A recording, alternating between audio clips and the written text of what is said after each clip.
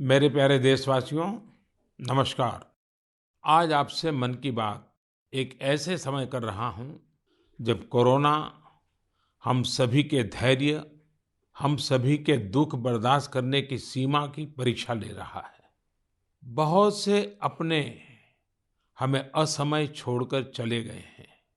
Corona की पहली wave का सफलतापूर्वक मुकाबला करने के बाद देश हौसले से भरा हुआ था, आत्मविश्वास से भरा हुआ था। लेकिन इस तूफान ने देश को झकझोर दिया है। साथियों, बीते दिनों इस संकट से निपटने के लिए मेरी अलग-अलग सेक्टर्स के एक्सपर्ट्स के साथ, विशेषज्ञों के साथ लंबी चर्चा हुई है। हमारी फार्मा इंडस्ट्री के लोग हों, वैक्सीन मैन्युफैक्चरर्स हों, ऑक्सीजन के प्रोडक्शन से जुड़े लोग हों या फिर मेडिकल फील्ड के जानकार, उन्होंने अपने महत्वपूर्ण सुझाव सरकार को दिए हैं। इस समय हमें इस लड़ाई को जीतने के लिए एक्सपर्ट्स और वैज्ञानिक सलाह को प्राथमिकता देनी है। राज्य सरकार के प्रयत्नों को आगे बढ़ाने में भारत सरकार पूरी शक्ति से जुटी हुई है। राज्य सरकारें भी अपना दायित्व निभाने की पूरी कोशिश कर रही हैं। साथियों, कोरोना के खिलाफ इस समय बहुत बड़ी लड़ाई देश के डॉक्टर्स और हेल्थ वर्कर्स लड़ रहे हैं। पिछले एक साल में उन्हें इस बीमारी को लेकर हर तरह के अनुभव भी हुए हैं। हमारे साथ इस समय मुंबई से प्रसिद्ध डॉक्टर शशांक जोशी जी जुड़ रहे हैं। डॉक्टर शशांक जी को कोरोना के इलाज और इससे जुड़ी रिसर्च का बहुत जमीनी अनुभव है। वो इंडियन कॉलेज ऑफ फिजिशियंस के डीन भी रह चुके हैं। आइए बात करते हैं डॉक्टर शशांक से। नमस्कार डॉक्टर शशांक जी। नमस्कार सर। अभी कुछ दिन पहले ही मुझे आपसे बात करने का अवसर मिला था। आपके विचारों की स्पष्टता मुझे बहुत अच्छी लगी थी। मुझे लगा देश के सभी नागरिकों को आपके विचार जानने चाहिए। जो बातें सुनने में आती है उसी को मैं एक सवाल के रूप में आपके सामने प्रस्तुत करता हूँ। डॉक्टर शशांक, आप लोग इस समय दिन रात जीवन रक्षा के काम में लगे हुए हैं। सबसे पहले तो मैं चाहूंगा कि आप सेकंड वेव के बारे में लोगों को बताएं। मेडिकली ये कैसे अलग है और क्या-क्या सावधानी जरूरी है? धन्यवाद सर। ये दूसरी बाढ़ आई है, ये तेजी से आई है। तो जितनी पहली बाढ़ थी उससे ये वायरस ज़्यादा तेज चल रहा है। लेकिन अच्छी बात यह है कि उससे ज़्यादा रफ्तार से रिकवरी भी है और मृत्यु दर काफ़ी कम है। इसमें 2-3 फर्क है। पहली तो ये युवाओं में और बच्चों में भी थोड़ा दिखाई दे रहा है। उसके जो लक्षण हैं, पहले जैसे लक्षण थे, सांस चढ़ना, सूखा खांसी आना, बुखार आना, ये तो सब है ही, पर उसके साथ थोड़ा गंध जाना, स्वाद चला जाना, ये भी है। और लोग थोड़े भयभीत हुए। भयभीत होने की बिल्कुल ज़रूरत नहीं है। 80-90% लोगों में इसमें कोई भी लक्षण नहीं दिखाई देते हैं। ये म्यूटेशन जो बोलते हैं, घबराने की बात नहीं है। ये म्यूटेशन होते रहते हैं। जैसे हम कपड़े बदलते हैं वैसे वायरस भी अपना रंग बदल रहा है और इसलिए बिल्कुल डरने की बात नहीं है। और ये वेव को हम पाल कर देंगे। वेव आती जाती है और ये वायरस आते जाते रहता है। तो यही अलग अलग लक्षण हैं और मेडिकली हमको सतर्क रहना चाहिए। एक 14 से 21 दिन का ये कोविड का टाइम टेबल है। इसमें वैद्यकीय सलाह लेना चाहिए। डॉक्टर शशांक, मेरे लिए भी आपने जो एनालिसिस बताया बड़ा इंटरेस्टिंग है।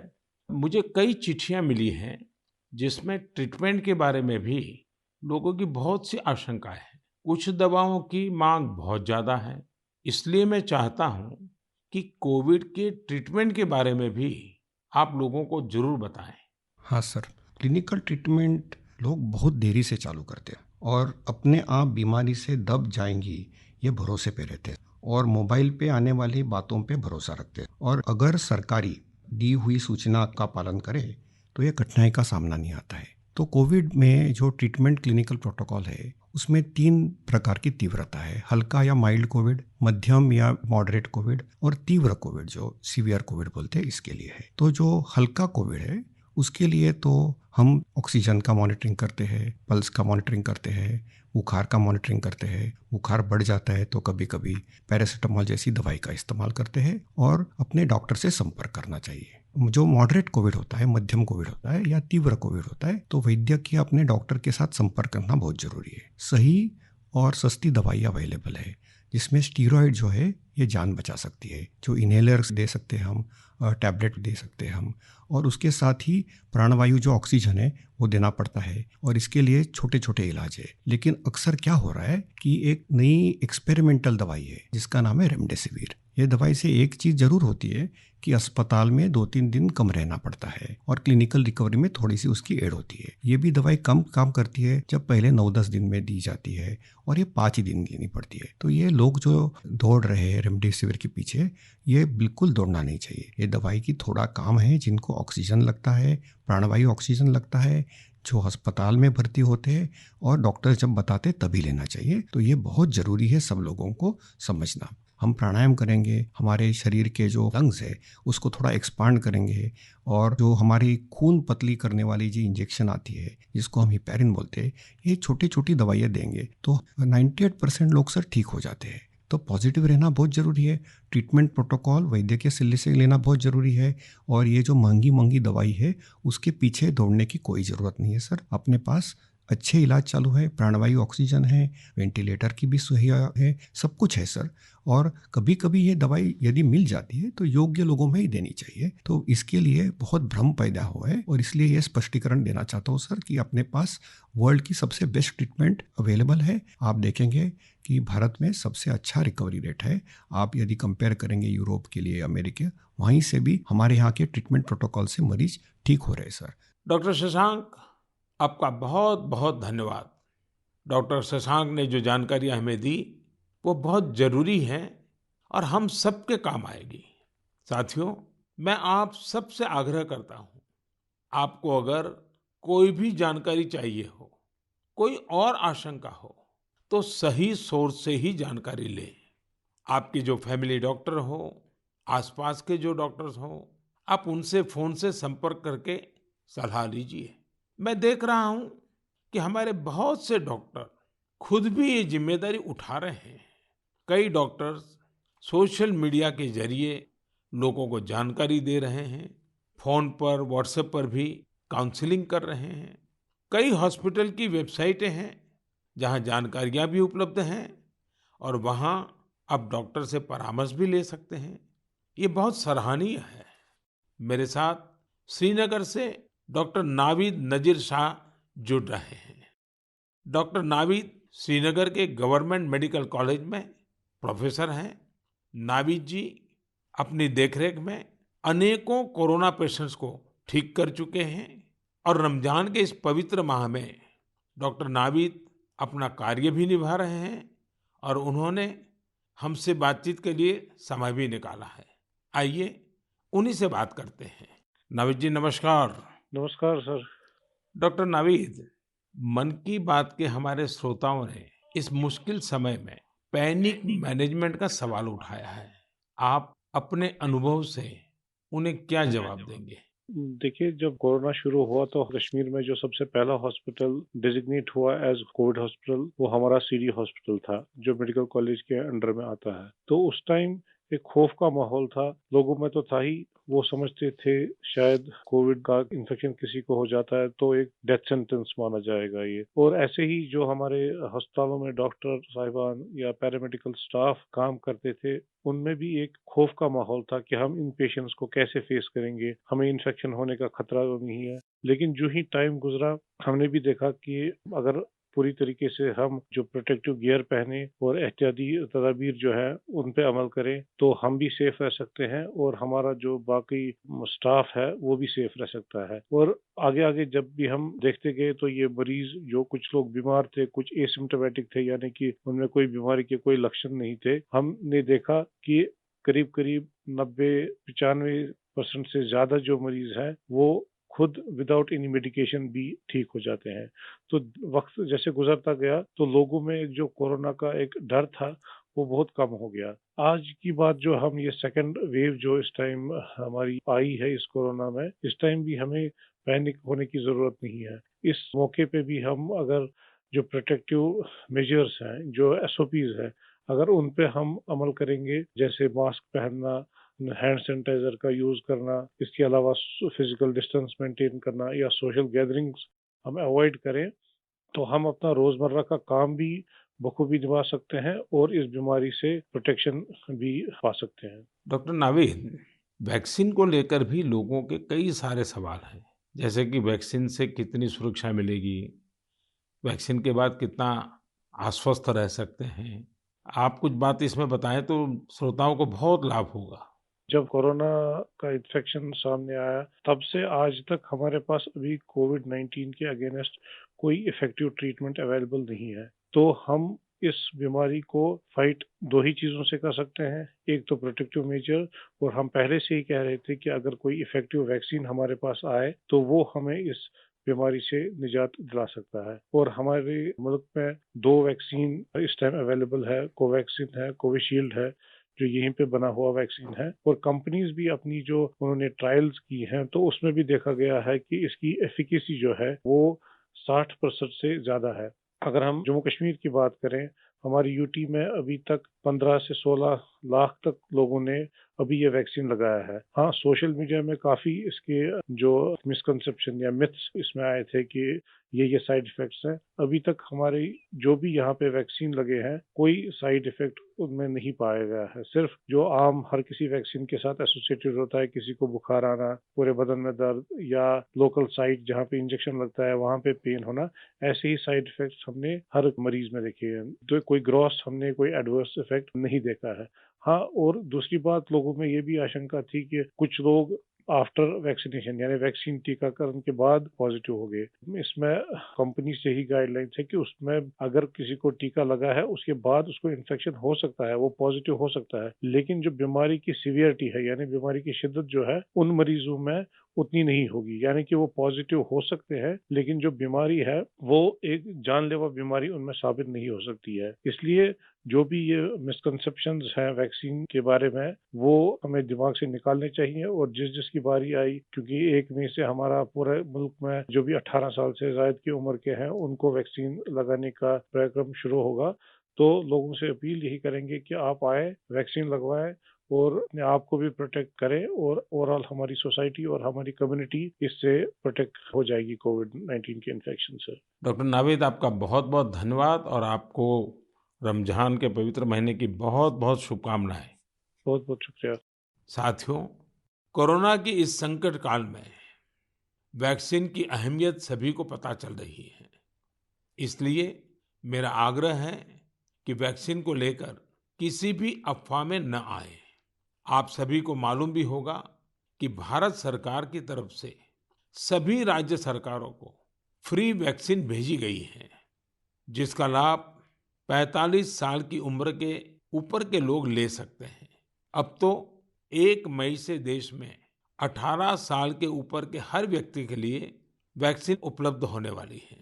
अब देश का कॉरपोरेट सेक्टर, कंपनियां भी अपने कर्मचारियों को वैक्सीन लगाने के अभियान में भागीदारी निभा पाएगी। मुझे ये भी कहना है कि भारत सरकार की तरफ से मुफ्त वैक्सीन का जो कार्यक्रम अभी चल रहा है, वो आगे भी चलता रहेगा। मेरा राज्यों से भी आग्रह है कि वो भारत सरकार के इस मुफ्त वैक्सीन अभियान का लाभ अपने राज्य के ज्यादा से ज्यादा लोगों तक पहुंचाएं। साथियों, हम सब जानते हैं कि बीमारी में हमारे लिए अपनी, अपने परिवार की देखभाल करना मानसिक तौर पर कितना मुश्किल होता है। लेकिन हमारे अस्पतालों के नर्सिंग स्टाफ को तो यही काम लगातार कितने ही मरीजों के लिए एक साथ करना होता है। ये सेवा भाव हमारे समाज की बहुत बड़ी ताकत है। नर्सिंग स्टाफ द्वारा की जा रही सेवा और परिश्रम के बारे में सबसे अच्छे से तो कोई नर्स ही बता सकती है। इसलिए मैंने रायपुर के doctor B.R. Ambedkar medical college hospital में अपनी सेवाएं दे रही सिस्टर भावना ध्रुव जी को मन की बात में आमंत्रित किया है। वो अनेकों कोरोना मरीजों की देखभाल कर रही हैं। आइए उन्हीं से बात करते हैं। नमस्कार भावना जी। आदरणीय प्रधानमंत्री जी, नमस्कार। भावना जी, यस सर। मन की बात सुनने वालों को आप जरूर ये बताइए कि आपके परिवार में इतनी सारी जिम्मेवारियां, इतने सारे यानी मल्टीटास्क, और सर। उसके बाद भी आप कोरोना के मरीजों के साथ काम कर यस रही सर। हैं। कोरोना के मरीजों के साथ आपका जो अनुभव रहा वो जरूर देशवासी सुनना चाहेंगे, क्योंकि सिस्टर जो होती हैं, नर्सिस जो होते हैं, वो यस सर। पेशेंट के सबसे निकट होती हैं और सबसे लंबे समय तक होती हैं। Yes sir. तो वो हर चीज को बड़ी बारीकी से समझ सकती हैं। जी बताइए। जी सर, मेरा टोटल एक्सपीरियंस कोविड में सर 2 मंथ का है सर। हम 14 डेज ड्यूटी करते हैं और 14 डेज के बाद हमें रेस्ट दिया जाता है। फिर 2 महीने बाद हमारा ये कोविड ड्यूटी रिपीट होता है सर। जब सबसे पहले मेरी कोविड ड्यूटी लगी तो सबसे पहले मैं अपने फैमिली मेंबर्स को ये कोविड ड्यूटी की बात शेयर करी। ये मई की बात है और मैं ये जैसे ही मैंने शेयर किया, सबके सब डर गए, घबरा गए मुझसे। कहने लगे कि बेटा ठीक से काम करना। एक इमोशनल सिचुएशन था सर बीच में, जब मेरी बेटी मुझसे पूछी, मम्मा आप कोविड ड्यूटी जा रहे हो? तो उस समय बहुत ही ज़्यादा मेरे लिए इमोशनल मोमेंट था। लेकिन जब मैं कोविड पेशेंट के पास गई तो मैं एक ज़िम्मेदारी घर में छोड़ के गई और जब मैं कोविड पेशेंट से मिली सर, तो वो उनसे और ज़्यादा घबराए हुए थे। कोविड के नाम से सारे पेशेंट इतना डरे हुए थे सर कि उनको समझ में ही नहीं आ रहा था कि उनके साथ क्या हो रहा है, हम आगे क्या करेंगे। हम उनके डर को दूर करने के लिए उनसे बहुत अच्छे से हेल्दी एनवायरनमेंट दिए सर उन्हें। हमें जब ये कोविड ड्यूटी करने को कहा गया तो सर सबसे पहले हमको पीपी किट पहनने के लिए कहा गया सर, जो कि बहुत ही कठिन है पीपी किट को पहन करके ड्यूटी करना। सर ये बहुत टफ था हमारे लिए। मैंने 2 मंथ की ड्यूटी में हर जगह 14-14 दिन ड्यूटी किए, वार्ड में, आईसीयू में, आइसोलेशन में सर। यानी कुल अलग। मिलाकर तो आप 1 साल से इसी काम को कर रही है। Yes sir. वहाँ जाने से पहले मुझे नहीं पता था कि मेरे कलीग्स कौन हैं। हम एक टीम मेंबर की तरह काम किए सर, उनका जो भी प्रॉब्लम्स थे उनको शेयर किए। हम जाने पेशेंट के बारे में और उनका स्टिग्मा दूर किया सर। कई लोग ऐसे थे सर कि जो कोविड के नाम से ही डरते थे। वो सारे सिम्पटम्स उनमें आते थे जब हम हिस्ट्री लेते थे उनसे, लेकिन वो डर के कारण वो अपना टेस्ट नहीं करवा पाते थे। तो हम उनको समझाते थे और सर जब सिवियरिटी बढ़ जाती थी तब उनका लंग्स ऑलरेडी इन्फेक्टेड हो चुका रहता था, तब उनको आईसीयू की ज़रूरत रहती थी, तब वो आते थे और साथ में उनकी पूरी फैमिली आती थी। तो ऐसा 1-2 केस हमने देखा सर। और ऐसा भी नहीं कि हर एक एज ग्रुप के साथ काम किया सर हमने, जिसमें छोटे बच्चे थे, महिला, पुरुष, बुजुर्ग, सारे तरह के पेशेंट थे सर। उन सबसे हमने बात करी तो सबने कहा कि हम डर की वजह से नहीं आ पाए। सबका यही हमें आंसर मिला सर। तो हम उनको समझाएं सर कि डर कुछ नहीं होता है, आप हमारा साथ दीजिए, हम आपका साथ देंगे। बस आप जो भी प्रोटोकॉल्स है उसे फॉलो कीजिए। बस हम इतना उनसे कर पाए सर। भावना जी, मुझे बहुत अच्छा लगा आपसे बात कर करके। आपने काफी अच्छी जानकारियां दी हैं, अपने स्वयं के अनुभव से दी हैं। जी तो सर। जरूर देशवासियों को इससे एक पॉजिटिविटी का मैसेज जाएगा। आपका बहुत बहुत धन्यवाद Bhavna ji. Thank you so much sir. Thank you so much. जय हिंद सर। जय हिंद। भावना जी और नर्सिंग स्टाफ के आप जैसे हजारों लाखों भाई बहन बखूबी अपना कर्तव्य निभा रहे हैं। ये हम सभी के लिए बहुत बड़ी प्रेरणा है। आप अपने स्वास्थ्य पर भी खूब ध्यान दीजिए, अपने परिवार का भी ध्यान रखिए।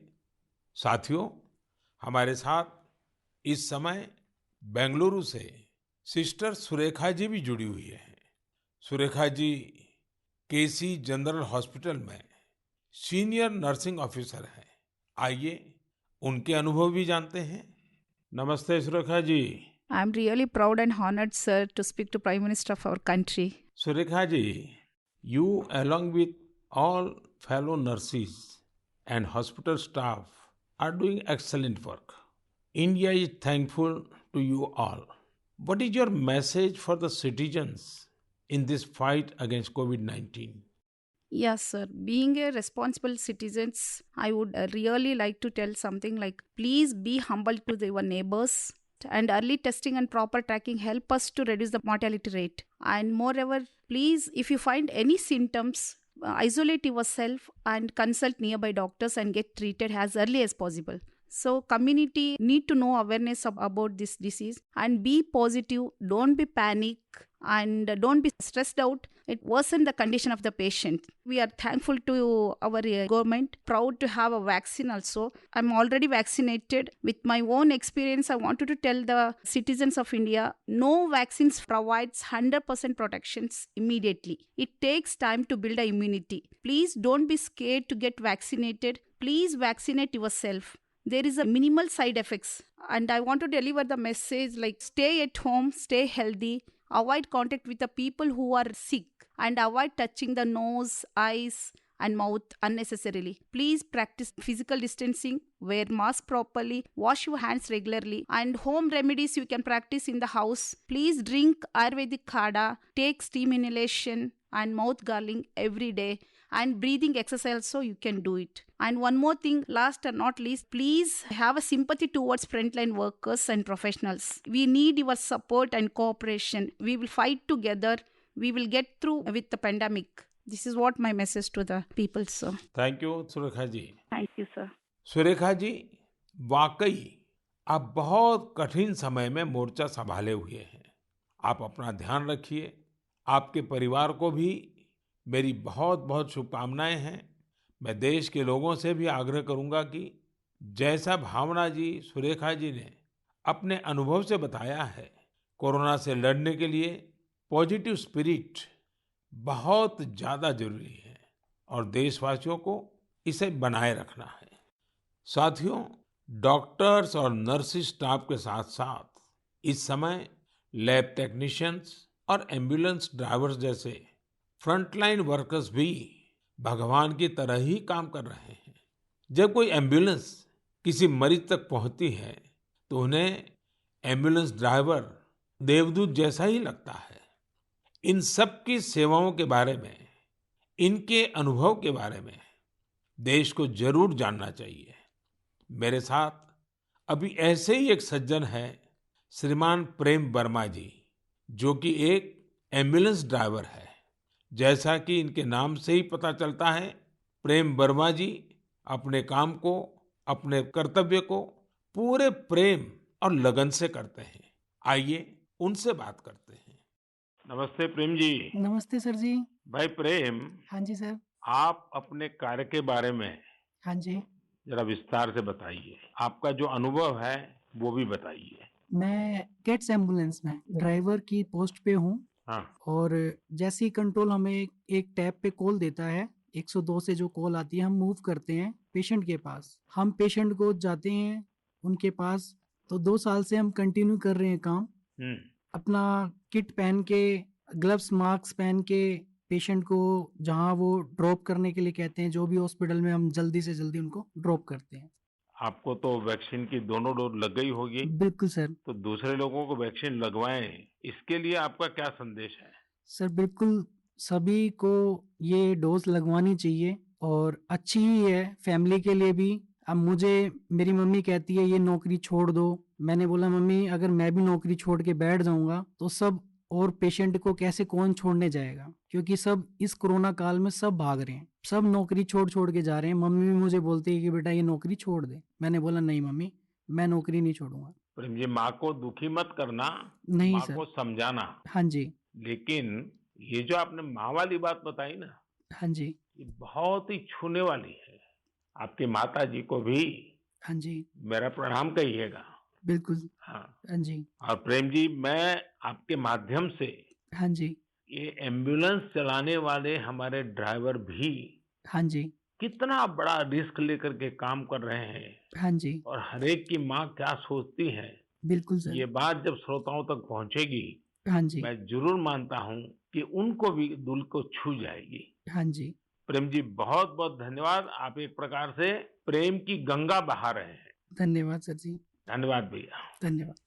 साथियों, प्रेम वर्मा जी और इन जैसे हजारों लोग आज अपना जीवन दांव पर लगाकर लोगों की सेवा कर रहे हैं। कोरोना के खिलाफ इस लड़ाई में जितने भी जीवन बच रहे हैं, उसमें एम्बुलेंस ड्राइवर्स का भी बहुत बड़ा योगदान है।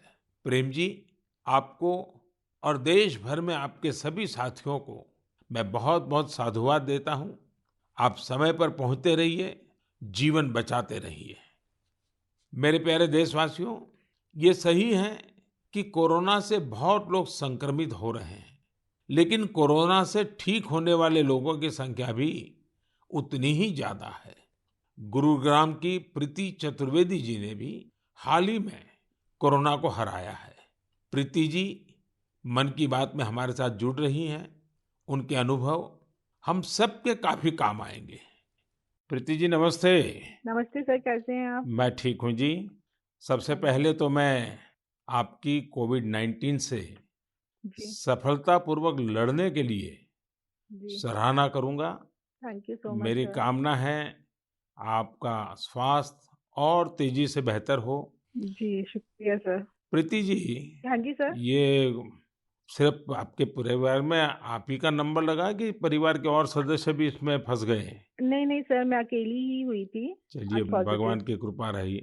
अच्छा, जी मैं सर। चाहूंगा हाँ जी कि सर। आप अपने इस पीड़ा के अवस्था के कुछ अनुभव अगर साझा करें, तो जी सर। शायद जो श्रोता है हाँ उनको भी जी। ऐसे समय कैसे अपने आप को संभालना चाहिए, इसका मार्गदर्शन मिलेगा। जी सर, ज़रूर। सर इनिशियली इस स्टेज में मेरे को बहुत ज़्यादा लेथार्जिक मतलब बहुत सुस्ती-सुस्ती आया और उसके बाद ना मेरे गले में थोड़ी-सी खराश होने लगी। तो उसके बाद ना मेरा थोड़ा-सा मेरे को लगा कि ये सिम्पटम्स है, तो मैंने टेस्ट कराया। दूसरे दिन रिपोर्ट आते ही जैसे ही मेरे को पॉजिटिव हुआ, मैं अपने आप को क्वारंटीन कर लिया। एक रूम में आइसोलेट करके अब डॉक्टर्स के साथ कंसल्ट करा मैंने उनसे, उनकी मेडिकेशन स्टार्ट कर तो दी। आपका परिवार बच गए आपके क्विक जी एक्शन सर। के कारण। जी सर, वो बाकी सबका भी बाद में कराया था, बाकी सब नेगेटिव थे, मैं ही पॉजिटिव थी और उससे पहले मैंने अपने आप को आइसोलेट कर लिया था एक रूम के अंदर। अपनी ज़रूरत का सारा सामान रख के उसको मैं अपने आप अंदर कमरे में बंद हो गई थी और उसके साथ-साथ मैंने फिर डॉक्टर के साथ मेडिकेशन स्टार्ट कर दी। तो मैंने मेडिकेशन के साथ-साथ ना मैंने योगा, आयुर्वेदिक और साथ में मैंने ना काढ़ा भी लेना शुरू कर दिया था अपनी इम्यूनिटी बूस्ट करने के लिए। और सर मैं दिन में मतलब जब भी अपना भोजन वगैरह लेती थी, उससे मैंने हेल्दी फूड जो कि प्रोटीन रिच डाइट थी, वो लिया मैंने बहुत सारा फ्लूइड लिया, मैंने स्टीम लिया, गार्गल किया और हॉट वाटर लिया। मैंने दिन भर मैं इन सब चीज़ों को ही अपने उस जीवन में लेती आई डेली। और सर इन दिनों में ना सबसे बड़ी बात मैं बोलना चाहूँगी कि घबराना तो बिल्कुल नहीं है, बहुत मेंटली स्ट्रॉन्ग करना, जिसके लिए मेरे को ना योगा ने बहुत ज़्यादा ब्रीदिंग एक्सरसाइज करती थी ना, उससे मुझे अच्छा लगता था उसको करने हम्म। से मुझे। अच्छा प्रीति जी, जब अब आपका प्रोसेस पूरा हो गया, आप संकट से बाहर निकल आई, हाँ अब आपका जी। टेस्ट भी नेगेटिव आ गया है, हाँ जी तो सर। फिर आप अपने स्वास्थ्य के लिए, जी इसके सर। देखभाल के लिए अभी क्या कर रही है? सर मैंने एक तो योगा बंद नहीं किया है, ठीक है? मैंने काढ़ा अभी भी ले रही हूँ और अपनी ना इम्यूनिटी बूस्ट रखने के लिए मैं अच्छा हेल्दी फूड खा रही हूँ अभी, जो कि मैं बहुत अपने आप को नेग्लेक्ट कर लेती थी, उस पे बहुत ध्यान दे रही हूँ मैं। धन्यवाद Preeti ji. Thank you so much sir. आपने जो जानकारी दी, मुझे लगता है ये बहुत सारे लोगों के काम आएगी।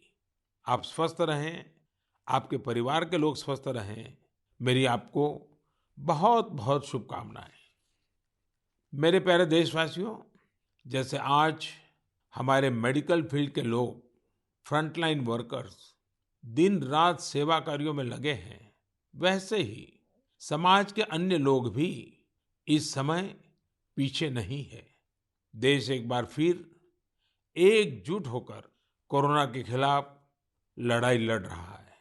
इन दिनों मैं देख रहा हूं, कोई क्वारंटाइन में रह रहे परिवारों के लिए दवा पहुंचा रहा है, कोई सब्जियां, दूध, फल आदि पहुंचा रहा है, कोई एम्बुलेंस की मुफ्त सेवाएं मरीजों को दे रहा है। देश के अलग अलग कोने में इस चुनौतीपूर्ण समय में भी स्वयंसेवी संगठन आगे आकर दूसरों की मदद के लिए जो भी कर सकते हैं वो करने का प्रयास कर रहे हैं। इस बार गांवों में भी नई जागरूकता देखी जा रही है। कोविड नियमों का सख्ती से पालन करते हुए लोग अपने गांव की कोरोना से रक्षा कर रहे हैं। जो लोग बाहर से आ रहे हैं उनके लिए सही व्यवस्थाएं भी बनाई जा रही हैं। शहरों में भी कई नौजवान सामने आए हैं जो अपने क्षेत्र में कोरोना के केस न बढ़ें, इसके लिए स्थानीय निवासियों के साथ मिलकर प्रयास कर रहे हैं। यानी एक तरफ देश दिन रात अस्पतालों, वेंटिलेटर्स और दवाइयों के लिए काम कर रहा है, तो दूसरी ओर देशवासी भी जी जान से कोरोना की चुनौती का मुकाबला कर रहे हैं। ये भावना हमें कितनी ताकत देती है, कितना विश्वास देती है। ये जो भी प्रयास हो रहे हैं, समाज की बहुत बड़ी सेवा है। ये समाज की शक्ति बढ़ाते हैं। मेरे प्यारे देशवासियों, आज मन की बात की पूरी चर्चा को हमने कोरोना महामारी पर ही रखा, क्योंकि आज हमारी सबसे बड़ी प्राथमिकता है इस बीमारी को हराना। आज भगवान महावीर जयंती भी है। इस अवसर पर मैं सभी देशवासियों को शुभकामनाएं देता हूं। भगवान महावीर के संदेश हमें तप और आत्म संयम की प्रेरणा देते हैं। अभी रमजान का पवित्र महीना भी चल रहा है, आगे बुद्ध पूर्णिमा भी है, गुरु तेग बहादुर जी का 400वां प्रकाश पर्व भी है। एक महत्वपूर्ण दिन पोचिशे बोईशाख टैगोर जयंती का है। ये सभी हमें प्रेरणा देते हैं अपने कर्तव्य को निभाने की।